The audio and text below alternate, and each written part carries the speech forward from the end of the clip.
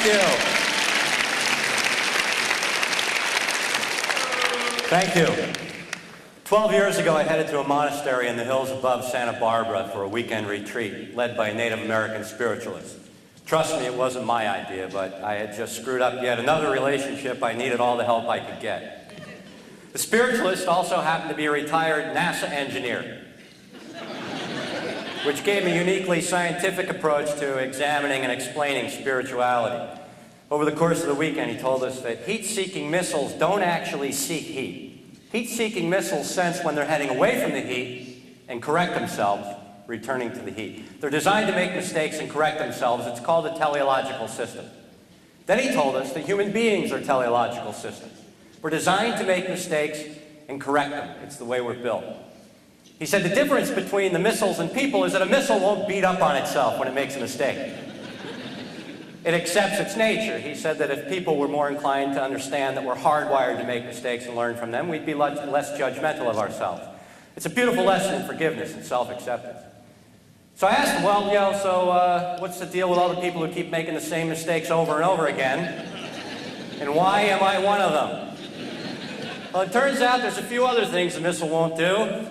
Missile won't try to blame another missile for its problems. It won't lie and make up excuses. It won't get sarcastic, and it certainly won't start seeking other, younger, hotter targets. And then tell her she's imagining things when she's not. And just in case you're beginning to think this might be an exercise in men bashing, the missile also doesn't conclude that all targets are assholes who think with their dicks. This show is about trying to find our way back to the heat. It was right around that time when I stumbled upon the word foreplay in the dictionary. First thing I noticed is that the word foreplay entered the dictionary in 1929. Yeah, the year the stock market crashed.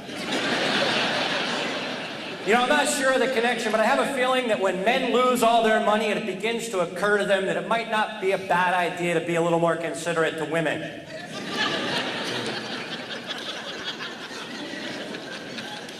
The fact that foreplay entered the dictionary in 1929 tells me one of two things. Either there was no such thing as the act of foreplay before 1929, or they had foreplay but needed to come up with a word for it so that women could finally ask for what it was they weren't getting. Not that it would make much of a difference, as it turns out, but I think knowing precisely what you're missing is better than a nagging and indefinable emptiness. Think about it, 1929. Model T Ford was state-of-the-art transportation. Music was played on Victrolas. Vibrators ran on kerosene.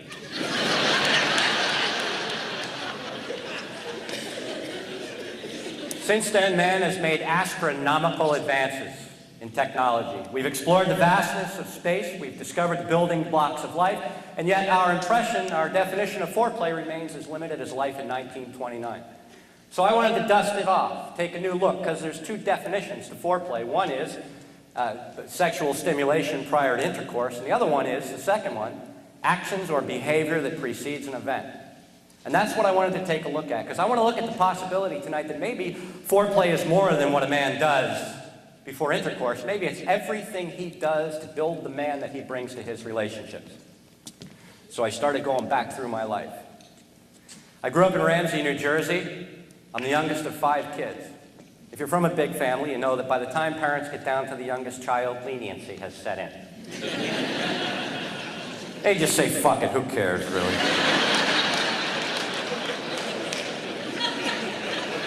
What is your name again? Go do some work. My brother's the oldest. He'd get grounded for being 10 minutes late to dinner. By the time they got around to me, it was pretty much no heroin in the living room.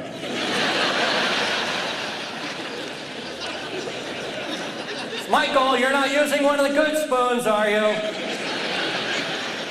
You know how your father hates carbon residue in his Wheaties. My parents have been married for 57 years. God bless them. Yeah, don't get too excited. They talk to each other through the dog now.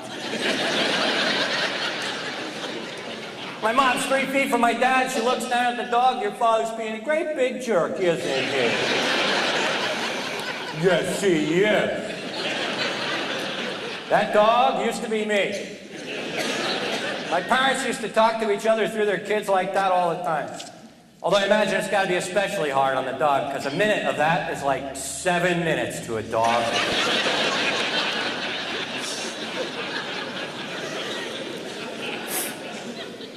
Therapists call that style of communication triangulation. It breaks all the rules of therapy, but what did my parents' generation know about relationship skills? They didn't have time for theory. They were busy raising baby boomers.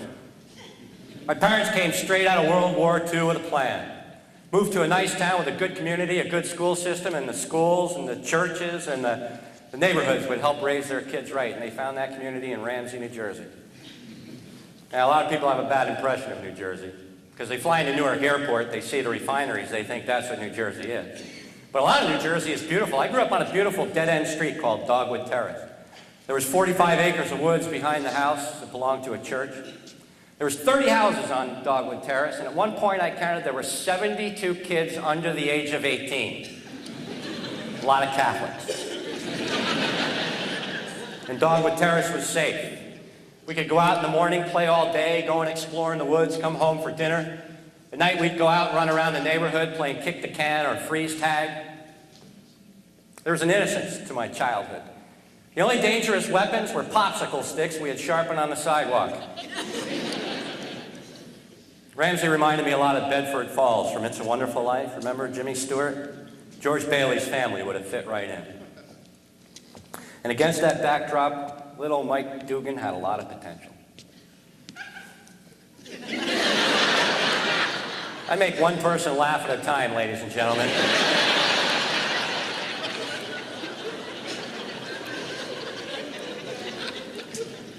I had potential, I know that. I said it on my report cards every 6 weeks.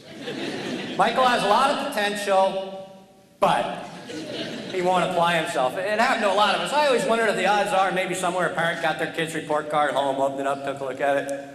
Your child has absolutely no potential whatsoever. Seriously, we'd hold him back a year, but it's a waste of milk. Kid's a doorstop with hair is what he is.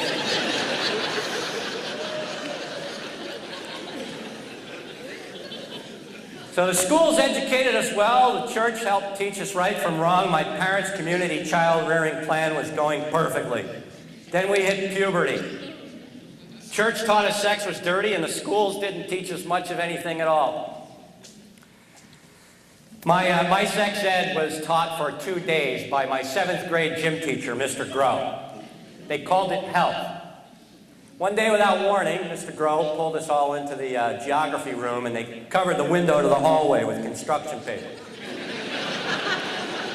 The vehicle Mr. Grow used to teach us about the loving miracle of reproduction was the compelling saga of Ellie Egg and Sammy Sperm, complete with little cartoon charts. At one point, old Mr. Grow got the cartoon charts mixed up with the geography maps. Sammy sailed past the Cape of Good Hope on the way up the fallopian tube. Mr. Grow did teach us one thing that I will never forget about sexual intercourse. He said, when you first get married, it takes about 5 minutes. After you're married for a while, you can get it down to about 30 seconds.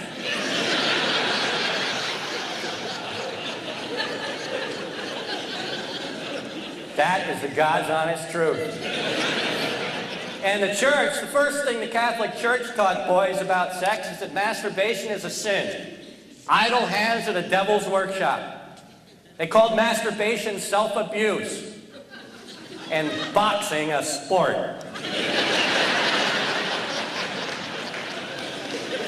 I've never suffered a knockout, have you? Sure, a couple of standing 8 counts. So you gotta expect that when you're in training. And that's just the Catholics. The fundamentalists would rather ignore sex altogether. They don't want sex ed in the schools. They don't want teenagers to have condoms.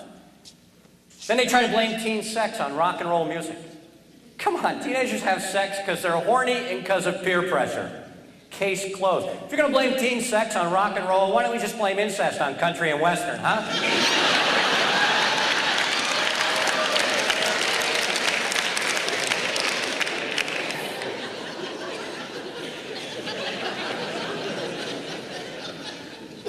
So without the church and the schools to teach us about sex, that left Jimmy Kelly and Playboy magazine. Jimmy Kelly learned about sex on a street corner in Brooklyn, New York, and brought that street corner to Dogwood Terrace when I was 12. I had never heard of a hua before I met Jimmy Kelly, but I walked around for 2 months saying hua because the cool new guy from Brooklyn was, you know, hua, whore with a Brooklyn accent. Jimmy Kelly showed me my first Playboy when I was 12. I kissed my first girl when I was 13. Also, when I was 13, my father caught me with a Playboy. Fortunately, I had both hands on it at the time. My older brother, Bob, ironically enough, was showing me how to hide a Playboy inside of a bookshelf, when in walked my father. My heart jumped in fear. My father, strict Catholic, reacted predictably. He said, "Get that crap out of my home." Scared the shit out of me. After my father left the room, my brother called him a prude, and I agreed. And we both had a good laugh at the idea of Pops getting all heated up about something as silly as naked pictures. But just a few minutes earlier, I swore that God was going to strike me dead. You know, I didn't know it at the time, but that experience was to become my personal introduction to every man's lifelong struggle to reconcile his sex drive with his conscience. Pack a lunch, this could take a while. I had sex for the first time when I was 18. I remember thinking Mr. Grove would have been real proud of me. I was able to get it down to 30 seconds without being married for a while.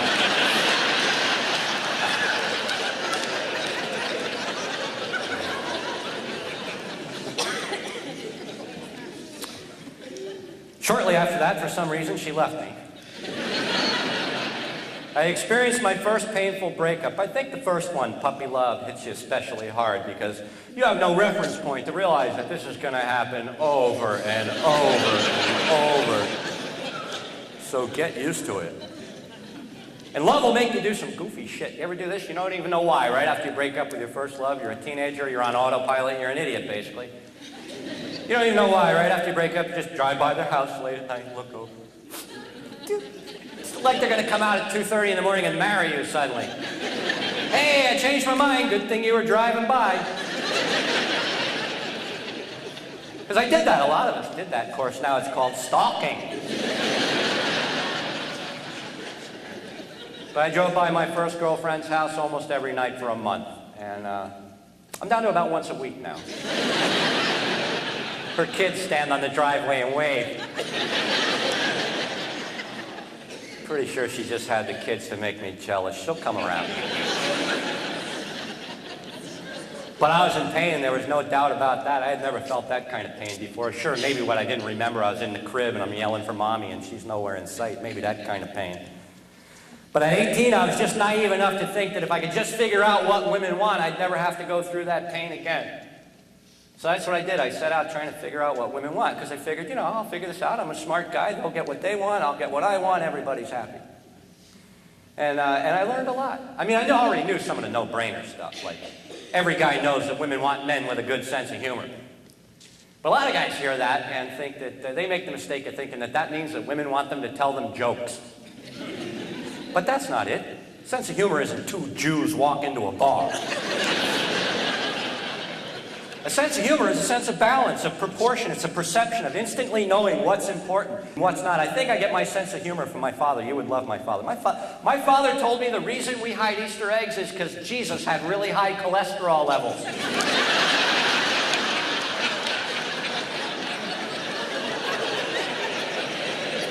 Really, even with all that fish in his diet, absolutely, Mike. I went to college. I majored in philosophy. I told my father my plans. He said, "Great, philosophy. Yeah, why don't you minor in communications so you can wonder out loud?" Which is better than what he said to my girlfriend at the time. She was majoring in women's studies. He said, "Gee, it must be hard memorizing all those recipes." I know. He was kidding. My lesbian chiropractor doesn't like that joke, by the way. I have a militant feminist lesbian chiropractor. She cracks my back and breaks my balls.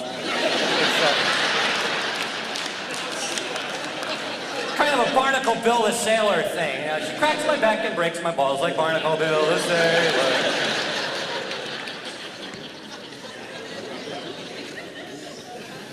So I knew about sense of humor. I also knew how important communication is in a relationship. Without communication, you're just two people in the same room. And I think communication is the most important element in a relationship. And a lot of guys would sincerely tell you that they think that sex is the most important element in a relationship. But, good sex is communication. Sex is communicating the passion you can't put into words. Sex between two people can be a very beautiful thing, especially if you can get between the right two people. Tricked you, didn't I? Yes, I did. That was the fun with prepositions portion of the show. Communication, and I think women are a little better at relationships because they're much better at verbalizing their needs and their emotions than men, because they've been practicing for millions of years. Since the dawn of time, women have been getting together with their friends and discussing men, striving to reach an understanding. He did that? I don't believe it, that bastard. Then what did he do? You should leave him. But they get it out, they discuss it. That's why, guys, if you break up with a woman, you'd better do it smoothly or you will never get another good one again. You know why? Women have an intelligence network that rivals the CIA. I don't know how. They make the internet look like two tin cans with string tied between them. I guarantee you, screw over a woman tonight, tomorrow morning you'll be on a shit list in Afghanistan.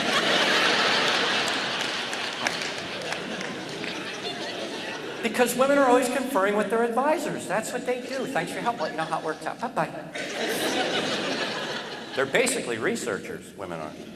Especially in bed. That only looks like a negligee. It's really a lab coat.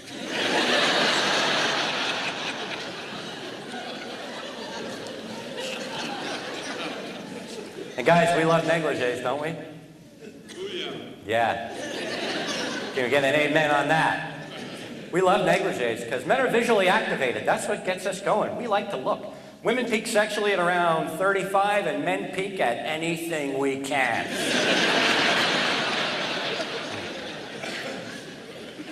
Which is a reason I think women might be a little more evolved than men. I think it's a widely accepted belief that guys get off looking at the pictures. Women are more likely to be sexually aroused reading erotic literature. Now, if you parallel that to the evolution of the individual human life, we start out... Yeah, I forgot what was next for a second. Like, you never made a mistake at work.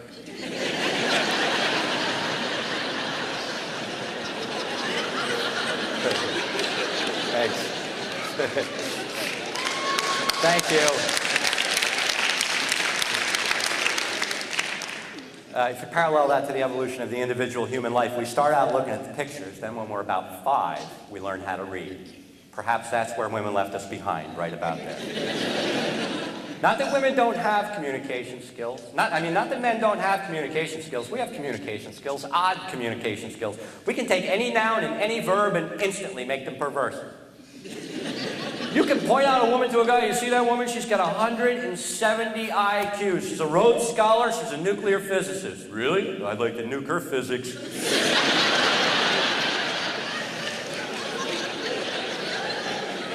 And melt down that core, that's what I would do.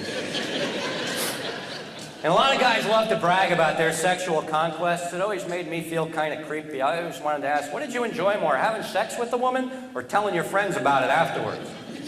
Because reciting in graphic detail to your friends the sexual experience that you had with a woman is basically phone sex with your friends without the phone. But it's not really our fault, you know. That's how men educate each other, and there's an anthropological precedent for it, too. In the early days of men, our collective survival depended on men returning from parts unknown and sharing their experiences with the others. We'd come home from hunting trips and tell the others how to find what they needed while avoiding predators, so sharing our experiences bred into us. But you would think that now that we're a little more socialized, and most of our hunting is done at ShopRite, that we could show a little class, a little decorum. And because women are not as physically strong as men, over millions of years, they've adapted to rely more on their verbal and argumentation skills for survival. In case you hadn't noticed. Think about that, guys. As soon as you start arguing with a woman, you're screwing with her survival instinct. It's fight or flight, and she's not going anywhere. Women don't need the same skills we need to win arguments. They don't need skills like logic.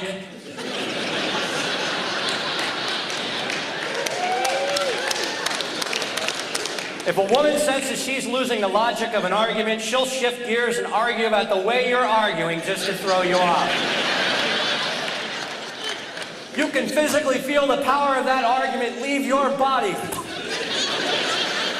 As she glazes over like she's not listening, we get frustrated, maybe a little more aggressive. She says, well, I'm not even going to deal with you if you're going to be like that. Honey, come back. I was winning.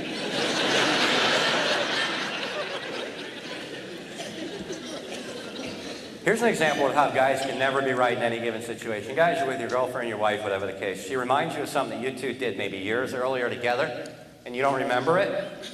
Duck. She says, honey, you remember that? No, jerk. So you're the bad guy, but what happens? Exact same situation. You turn it around, you ask her, and she doesn't remember? Honey, remember that time we did that together? No, that must have been some other woman you were with.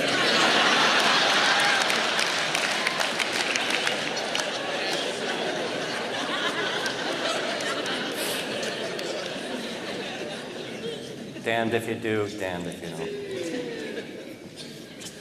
So sense of humor, communication, intelligence. Women want men with a degree of intelligence. Did you know that, that the smartest person in the world is a woman?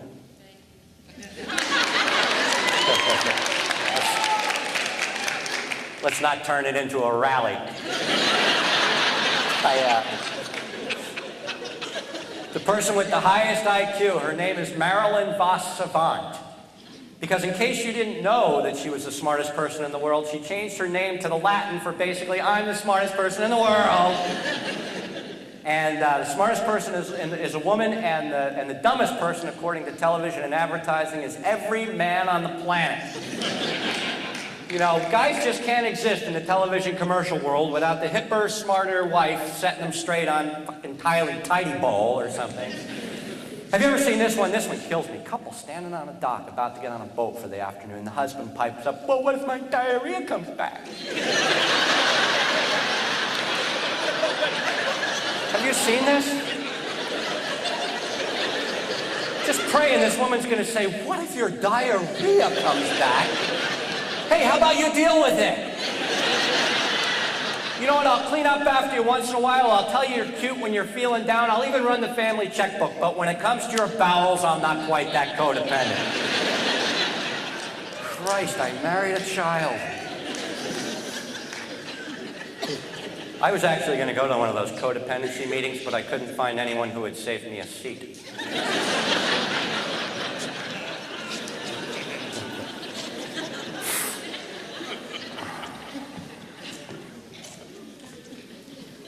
Smartest person. Women are smart.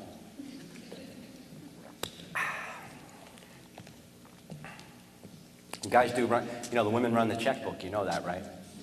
9 times out of 10, couples get married, the women run the checkbook. There's a very good reason for that.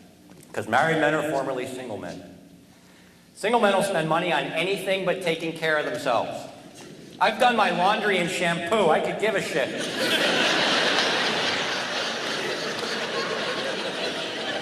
Little conditioner in the rinse cycle. You know, my shirts have never been so manageable. Here's one. A single guy can have 9 lamps in his house. He will wait until he gets down to 1 bulb he carries from room to room.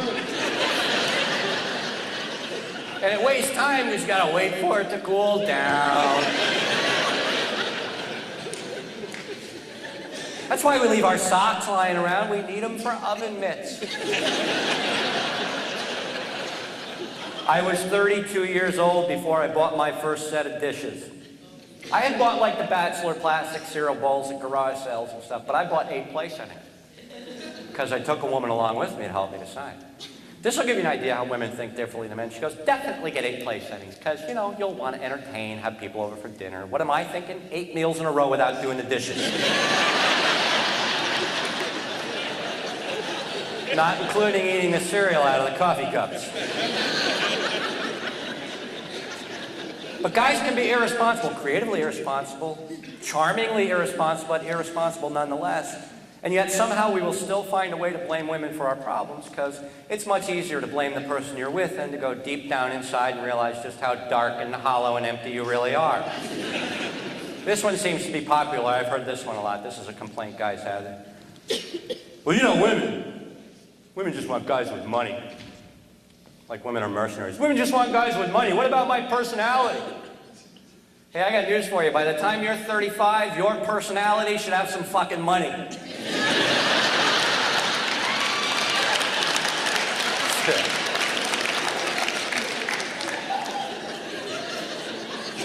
Guys, if you're irresponsible and she happens to notice it, that doesn't make her a bitch. It makes you irresponsible. I've been around long enough to know that any man who calls a woman a bitch is probably witnessing her continued frustration at his having created by omission an emotional environment where she has to become the other half of the half a fucking man he is.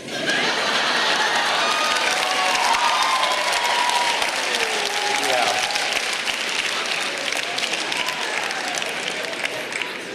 And then get blamed for it.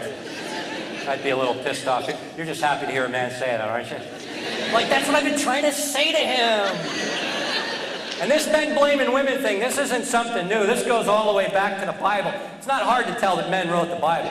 Look at how readily the Bible blames Eve for all the problems of all mankind. Oh, Eve tempted Adam with that apple. It was the ruination of mankind, the birth of original sin. You know, she was just shaking her thing. Well, you know, what's a man to do? I've been to nightclubs. I don't think it happened quite that way. I think he was hitting on her relentlessly. And at first she's being polite and gracious. Finally she says, you know what, Adam? I wouldn't fuck you if you were the first man on earth.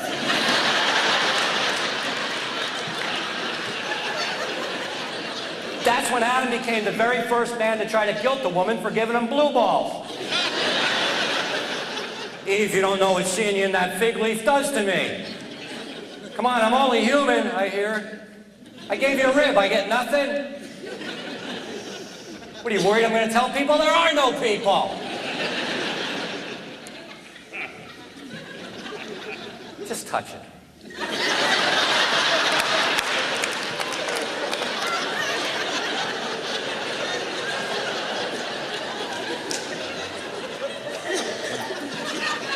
That's the way I think it happened. But they'll try to tell you that Adam was just trying to mind his own business and drink a beer and watch the game without being pestered, because most of history was written by men. Chicago, 1871, the fire. How did it start? Mrs. O'Leary's cow. Yeah, there was Mr. O'Leary. He was down at the pub hoisting a few cold ones. But I guess since she had the privilege of waking up every morning at 5:30 to milk the cow, it was Mrs. O'Leary's cow in Chicago. But I'll bet if that cow had pissed on the fire and saved Chicago, it would have been Mr. O'Leary's cow.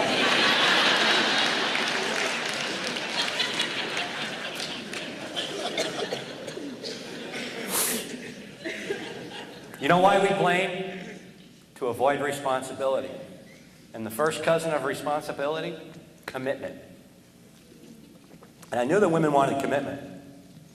And I had figured out a lot of stuff at that point, you know, little stupid stuff about relationships, but my relationships at the time were limited to, like, you know, weekend flings on the road and stuff, and I wanted something a little bit more.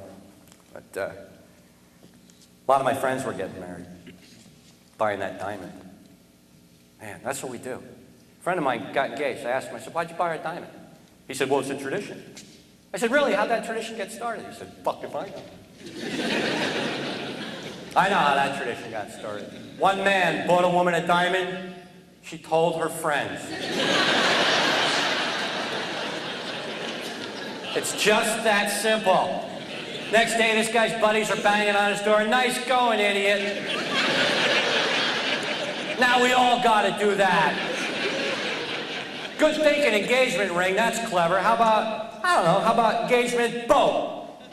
Engagement motorcycle. Engagement season fucking Yankees tickets would be a nice tradition. But whoever came up with the idea of diamonds in marriage must have been pretty smart, because, well, when you think about it, what better to symbolize marriage than the hardest thing known to mankind?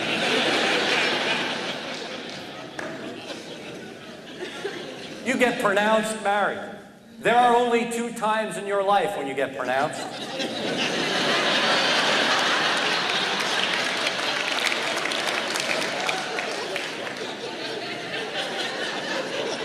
Married and dead. I know there's a cynic out there saying, yeah, what's the difference? A friend of mine got divorced. Man, he is bitter. I hope he gets over it. I asked him, I said, where's a good place to take a woman on a first date? He said, how about couples therapy? You're going to end up there anyway. Just get it over with.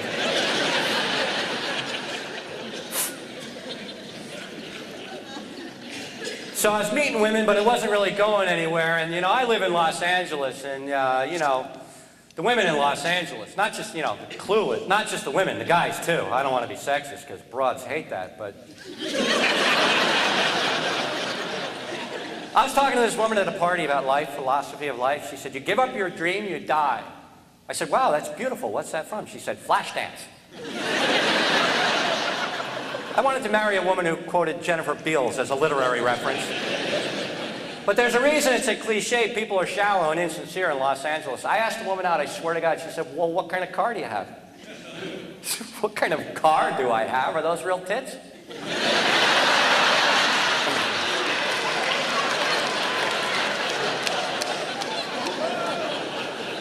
Sometimes you got to speak to people on their own level. That's all I'm saying. Right?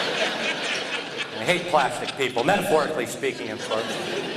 I, on the other hand, got love handle implants because women find that vulnerable in men. And my friends were trying to set me up at the time, too. Single people, your friends try to set you up? Yeah, it's always the same thing. It's always the married couples who want to set you up, too. They want you to join the cult. It's always the same thing. We've got someone who's just perfect. What always happens, you meet the person, you say to yourself, what do my friends think of me? I got set up with this politically correct woman. I didn't realize how politically correct she was until we went out to dinner. I tried to order the broiled tuna, and she flipped out. She goes, what are you kidding? You can't order the tuna. The fishermen call the dolphins. You know, their mammals are just as smart as we are. Okay, relax. I'll have the veal.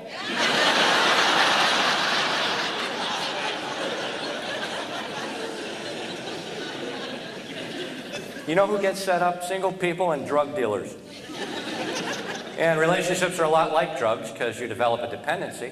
And if you're not really careful, in the end, you can wind up losing your house. Can anybody else see this spider 2 feet in front of my face? How long has it been there? I'm just going to let him go over here.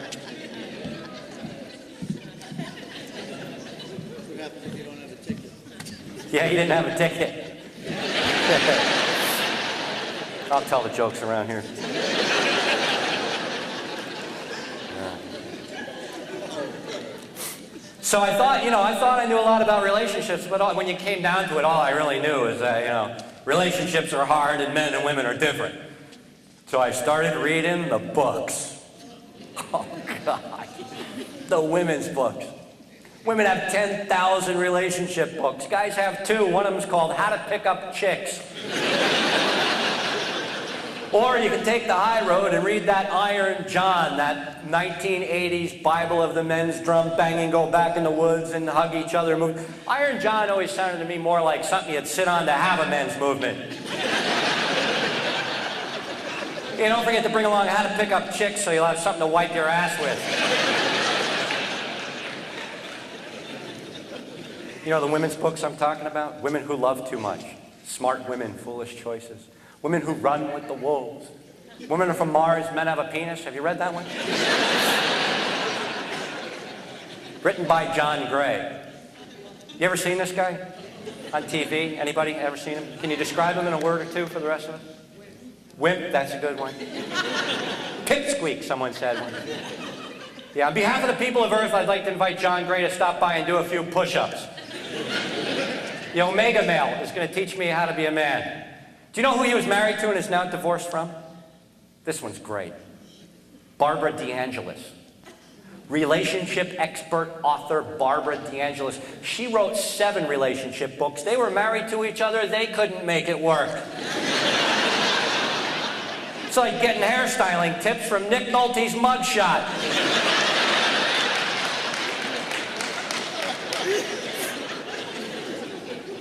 And what was the deal with Nick Nolte giving himself a date rape drug? I'm watching the news. The cops pulled over Nick Nolte in Malibu. He was weaving all over the road. They gave him a blood test. He had Rohypnol in his bloodstream. Roofies! I am getting so tired of taking myself out to expensive dinners. Bringing me flowers. Tonight I'm going to get what I want.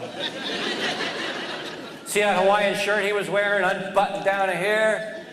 Begging for it. My favorite book's got to be that Women Who Love Too Much. How self-congratulatory is that title? Hey, what seems to be your problem? I have too much love to give the world. It's overflowing, it's unwieldy, it's a heavy responsibility to have this much love. Oh, so it's not like you just keep picking the same asshole over and over again.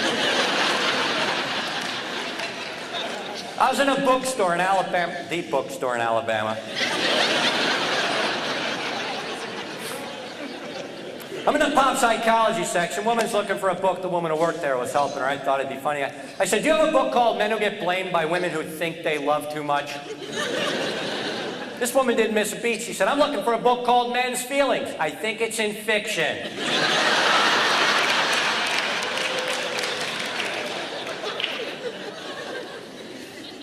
We have feelings. We have feelings.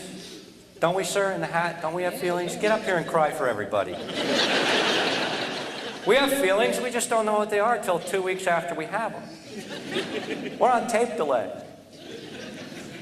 And while women see vulnerability as openness and an acceptance of truth, guys often see no difference between vulnerability and weakness. In war and sports, our specialties, vulnerability means a weakness in your defense. You never tell the enemy, hey, by the way, there's another door in the back of the fort that's always unlocked. We were taught that feelings are feminine and don't be like a girl. Boys don't cry. We bottle it up inside till it's so confusing we beat the shit out of people. That's more honorable. Boxing, that's a man's sport. We're the warriors. Boxing, big tough man's masculine sport. What's the prize money called in the heavyweight championship boxing match? The 2 biggest, meanest motherfuckers in the world fighting over a purse.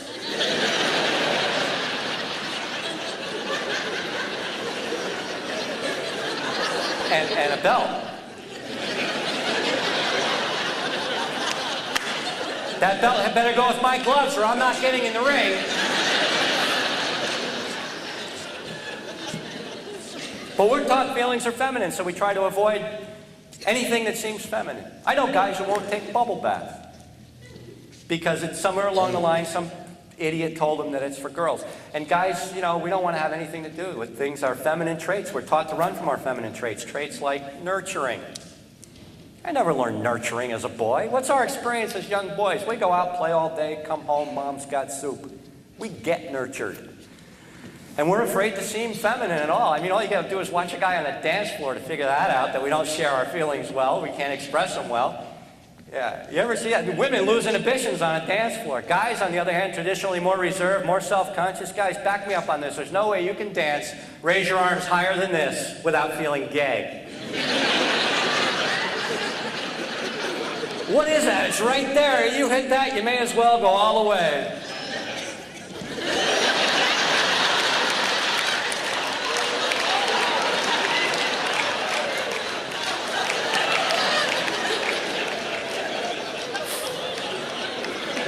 It's right there, that international gay line, right there.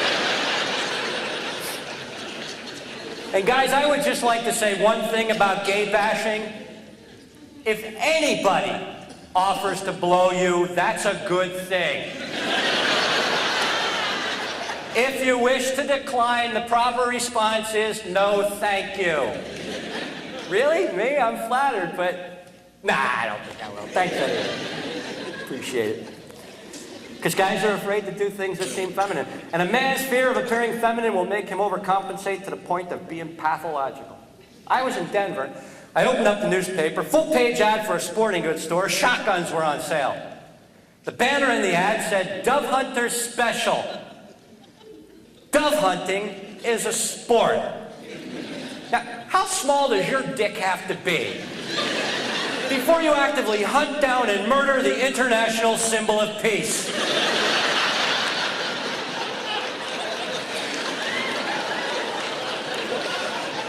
If you're not hell-bent on irony, march into the lobby of the UN and start stabbing people with a sharpened olive branch.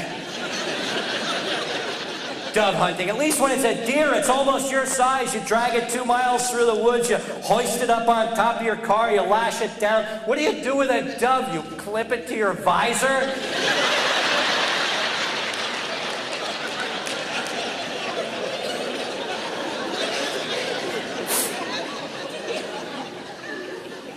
Dove hunting.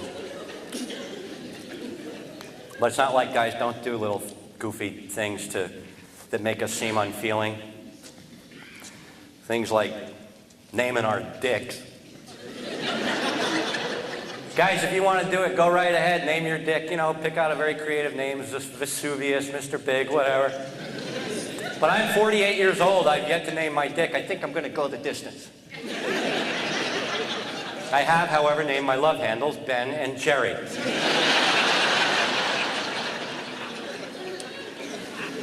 See, I've decided to look at my penis as just another part of me, because if you start to look at it as it's something separate, then you start to make really stupid decisions. Things like blaming your dick for your problems. Oops, I guess I was thinking with my dick.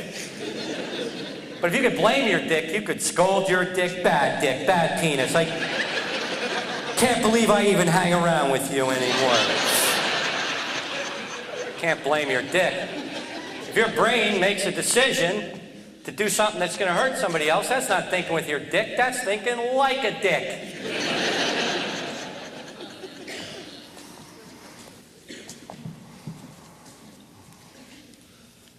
Men cheat.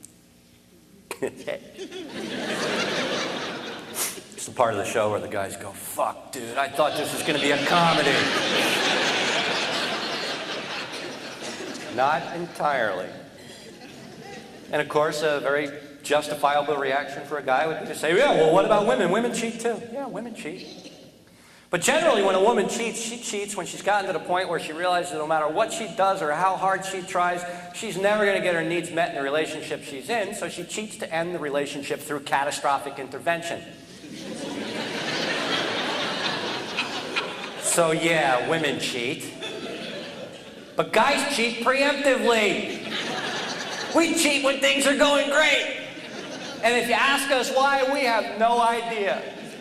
Or perhaps I was just thinking with my dick.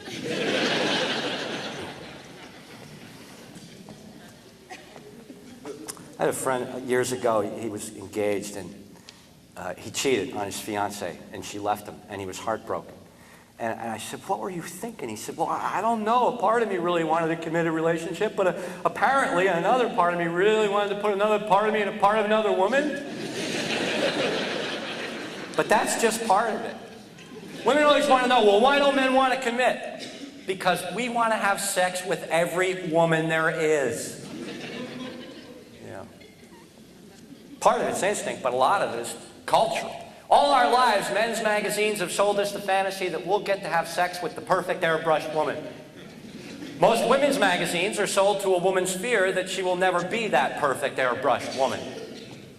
So a woman can look at herself in the mirror and pick herself apart for an imaginary extra 5 pounds.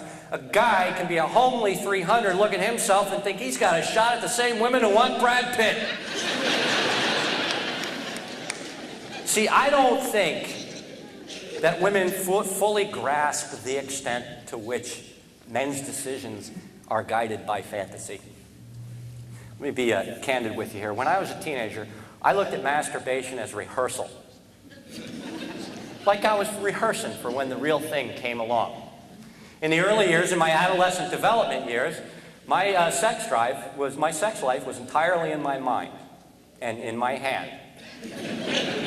Throughout my teenage years, my sex drive and my imagination spent a lot of time together. After a while, they became inseparable, forming a bond that would last a lifetime.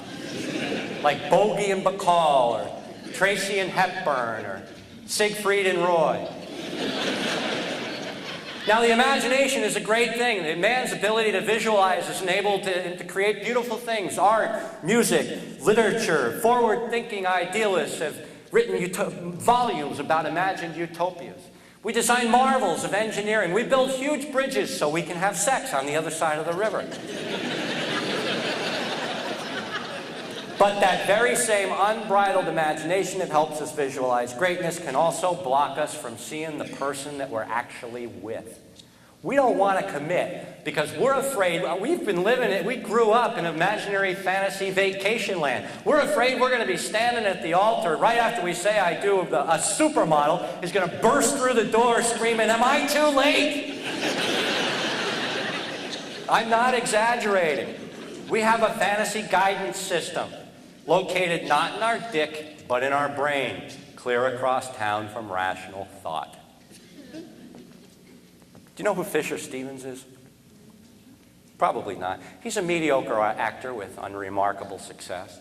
He's probably best known for, he's not a very good-looking guy either. He's kind of a goofy-looking guy. He's not the kind of guy that you would look at and think ladies' man, unless you were Fisher Stevens. He's probably best known for having dated Michelle Pfeiffer for about 3 or 4 years in the early 1990s.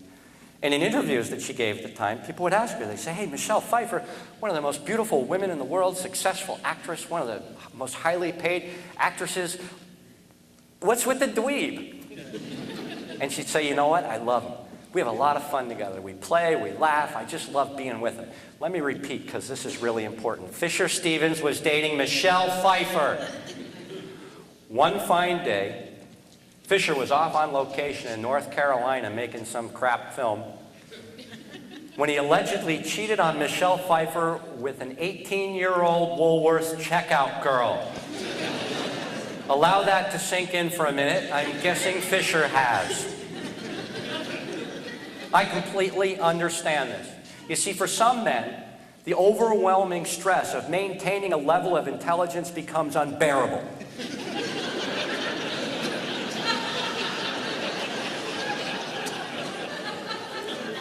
The thinking goes a little something like this.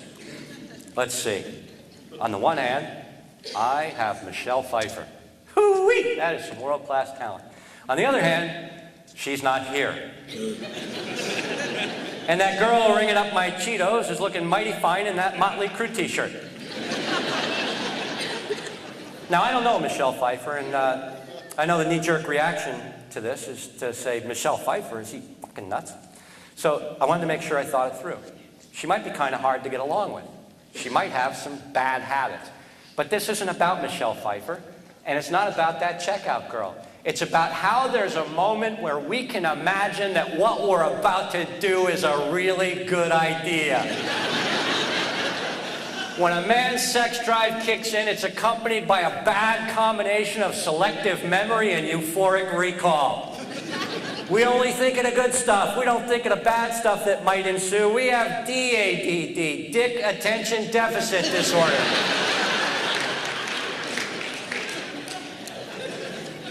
So Fisher Stevens broke the trust, and Michelle Pfeiffer left him. And it seems like she's moved on and has a decent life. And last time I checked, Fisher Stevens was sitting on his couch eating a bag of Cheetos with his fingers crossed, hoping against hope he might wangle an invite to Corey Feldman's 40th birthday party. Trust is all there is, right? That's what you give someone. Here's my trust. Don't hurt me. I learned the trust lesson the hard way. Most guys learn the trust lesson the hard way. 12 years ago, I was in this relationship. I had met this woman. We were together for about 5 months. We hit it off. We connected spiritually, mentally, physically, emotionally, almost psychically. And I thought she was the one. And I was doing stand-up, and I went out on the road, and I went to Phoenix, and I got done with a show, and this woman came on to me afterwards, and I had sex with her. I slept with her. And I told myself it didn't happen. The lies had begun. I now believe that it's a spiritual law that anytime you choose to avoid a truth in your life, you no longer have any control over how many truths that process will then choose to avoid on its own. Please keep your hands inside the ride. So I told myself, it just has nothing to do with Linda. This is me putting closure on my single life. We've only known each other a little while in the long perspective of our lives. This is nothing. I'll just forget all about it. Came back to town, and she sensed it. She knew it, because they do. And she asked me.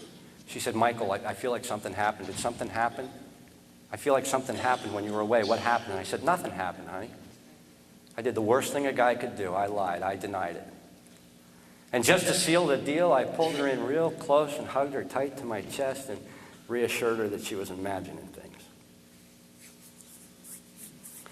And knowing what I know now, I fully understand the cruelty of that lie. Because with that lie, I had put her in a place inside of herself where she now had to battle between her need to trust and her intuition. And how cruel and how arrogant for me to think that I know what I'm fucking with or have any right to fuck with that place, because that's where her smiles come from, that's where her joy lives, that's her soul. Guys, if you believe that a man should protect a woman, first and foremost, protect her from you.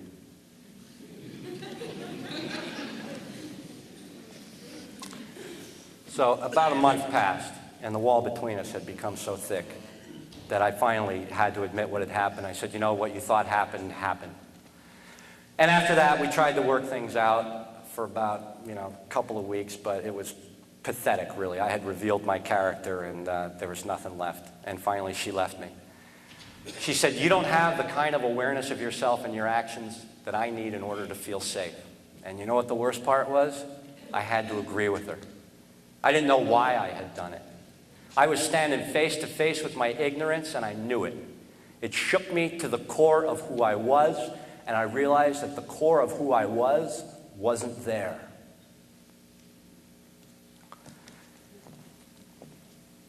If you had asked me before I went to Phoenix, hey, Mike, think it would be a good idea to cheat on Linda this weekend? I'd have said, no, what are you kidding? I got a great thing going here. But then I got there, this woman came on to me, and my sex drive kicked in. It was like my steering went out. I'm driving along, boom, hard left. What the fuck was that? Something inside of me was broken. It was like there was this disconnect between what I wanted in my heart and what I actually did. And I knew that I had to deal with it. I knew that I had to address that, or I was going to spend the rest of my life trying to create smoke and mirrors to keep other people from seeing it. And frankly, I was beaten, and I lacked the energy for that option. So the pain had kicked my ass into being teachable. First, I went through about 3 weeks of aerobic crying. You know aerobic crying? Get that great cardiovascular workout going? I can't believe I did that! Why did I think I'm such an idiot? 3, 4, and oh God, she hates me, it's never gonna be okay. I'm flawed, I'm horrible. 7, 8, and check your heart rate. I went through all that pain, and my friends tried to comfort me. They said, don't worry, when you're in pain, it means you're growing. Oh, I'm growing like a weed through cement, I'm growing. And they mean well, Hey, you know what, you're better off without her. No, actually, I think she's a lot better off without me. But anyway, thanks for stopping by with the morphine. So I'm in pain, and my friend Scotty comes by, and he says, hey, listen, I'm going on a retreat this weekend. You want to go? And I'm thinking, well, anything to keep me from calling Linda. Which brings me back to that monastery in Santa Barbara and the heat-seeking missiles and the Native American spiritualism. He said, if you always do what you always did, you will always get what you always got. He told me I should start looking at the patterns in my life, and he suggested I start writing my feelings in a journal. He said, look at the patterns in your life, which when it comes down to it, is really just a way of saying, hey, why don't you start paying attention to what you do? So I bought a blank book.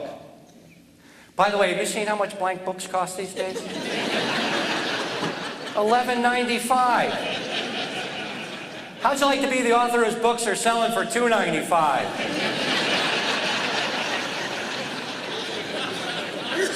and they're still not moving. So I started writing my feelings in a journal. I'm in pain, I'm in pain, I'm in pain. This sucks, this blows. I'm in pain. Did I mention I'm in pain? And it was clear to me that the first pattern I had to look at was sex. Because it was clear to me that, a haplessly ungoverned sex drive had created this car wreck that I was involved in. And so I decided to become chaste, celibate. No sex, no masturbation. Because I thought, as simple-minded as they'd like you to believe that men are, we're a complex piece of machinery. So how do you learn to operate the controls if you can't get past that big toggle switch in the middle?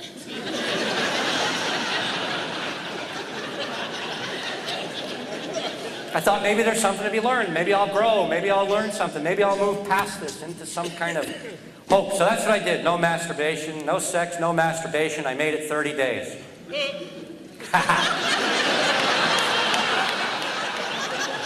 See, women will chuckle at that, and guys will go, fuck, dude, how'd you do that? I don't know, but I can't tell you why I didn't make it to 31. In 30 days, I went out to lunch with a woman, and I started telling her the whole story, how I cheated on Linda, and that I was trying to figure out this disconnect between my heart and my actions, and that celibacy and chastity was this spiritual quest that I was on to try to, I think I even used the term mastering my chi energy. And she was so impressed to meet a man who seemed to be so in touch with his feelings that she immediately seduced me. So I learned my first lesson in my newfound quest for spiritual awareness. Wow, celibacy is a fucking great way to get laid.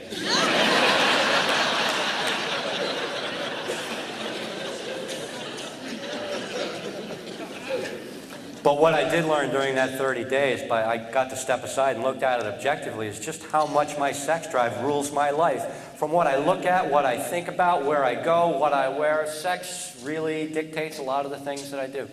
The other thing I learned is that if you surrender to being teachable, teachers will enter your life. After the retreat, I needed a place to live. And I got on my motorcycle and I drove up into the Hollywood Hills, up Laurel Canyon, looking for guest houses for rent. I got to the very top of the hill and I looked over to my right and there was this beautiful blonde woman tending her roses. And I said, excuse me, do you know of any guest houses for rent? She turned and she sized me up for a couple of seconds and she said, well, I've been thinking about renting mine. Why don't you take a look? So she threw open the gate, and beyond it was Shangri-La. It was like bougainvillea and rose bushes and this step bridge over a river. And inside the house, the front door was from Holland in the 1600s. And inside the house was this huge bedroom with a deck and French doors that went out to 180-degree views of the city and the canyon. And the bathroom had an oversized English tub with windows that went out into the pine trees.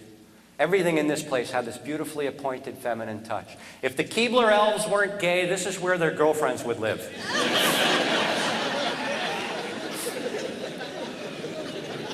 And we talked for an hour and then 2 hours, and then I moved in to a new life.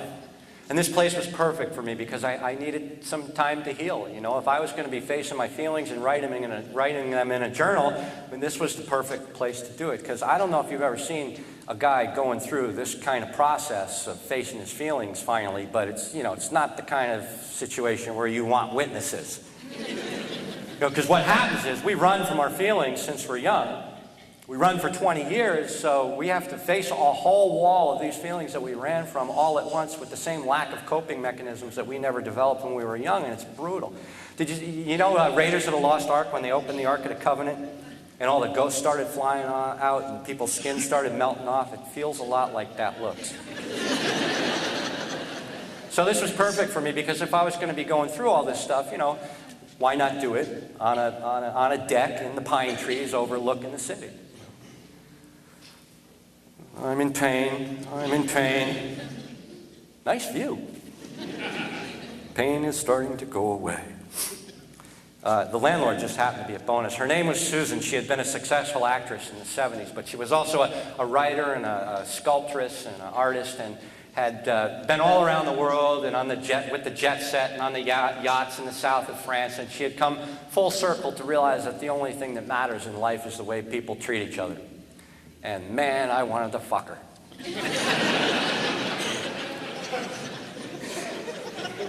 But I knew that would be a bad idea, mostly because she knew that would be a bad idea. So with sex out of the picture, what she became for me was kind of a relationship flight simulator. I could make all of the mistakes without flying into the actual mountainside.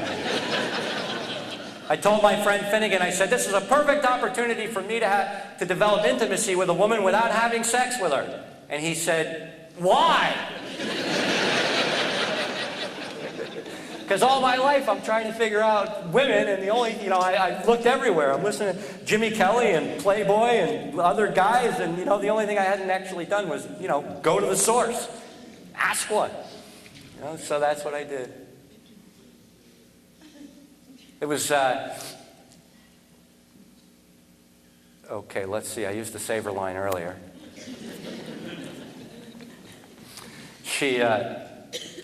So Susan had a way of, and I was getting tired of casual sex, by the way.